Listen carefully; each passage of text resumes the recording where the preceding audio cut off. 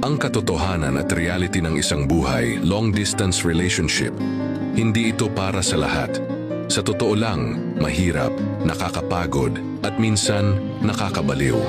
Kasi paano mo nga naman ipaglalaban ang isang taong hindi mo nakikita araw-araw? Paano mo maaalagaan ang isang relasyon na puro chat, tawag, at video call lang ang sandigan? Pero ganun talaga eh. Kapag totoo ang pagmamahal kahit gaano kalayo, pipiliin mo pa rin. Sa isang long-distance relationship, hindi sapat ang mahal kita. Dito sinusukat ang tibay ng puso, lalim ng tiwala, at haba ng pasensya. Kasi hindi araw-araw masaya.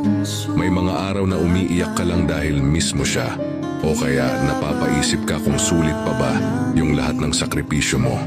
Pero sa bawat duda, lagi mong sinasagot ng oo kasi siya yung gusto kong makasama habang buhay. Kaya ang communication parang oxygen nyo. Kapag wala, parang hindi ka makahinga.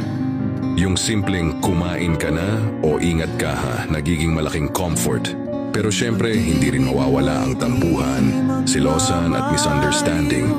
Kasi kahit magkalayo kayo, tao pa rin kayo, marunong masaktan, marunong magtanong, marunong mapagod.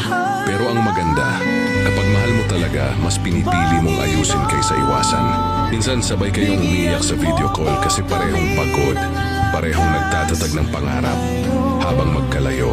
Pero sa dulo ng usapan, pareho kayong nagsasabing, konting tiis na lang, makakasama din tayo. At doon mo marirealize, hindi lang pala love story ang long-distance relationship, kundi faith story din. Araw-araw, ipinagdarasal ninyo sa Diyos na sana kayo pa rin hanggang dulo. Oo, mahirap na parang minsan ay gusto mo nang sumuko. Pero sa bawat araw na pinipili mong magtiwala, sa bawat gabing mag-isa ka pero siya pa rin ang laman ng isip mo, doon mo makikita kung gaano kakalakas. Kasi sa totoo lang, ang long-distance relationship, hindi nasusukat sa layo kundi sa lawak ng pangunawa, sa lalim ng tiwala at sa tibay ng puso. Hindi lahat nagtatagumpay, pero yung mga marunong magmahal ng totoo, sila yung umaabot sa dulo.